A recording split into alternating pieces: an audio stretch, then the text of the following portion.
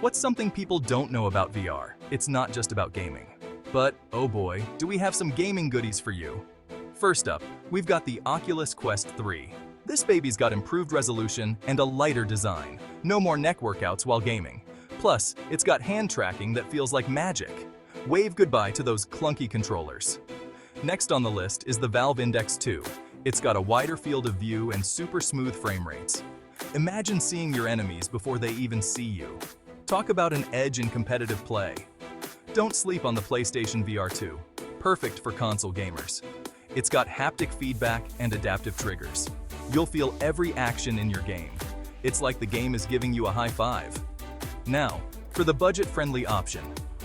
The Pico 4. It offers solid performance without breaking the bank.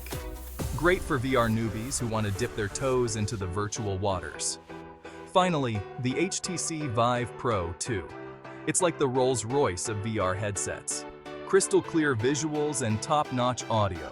Perfect for those who want the ultimate immersive experience. So, which one's your favorite? Drop a comment and let us know.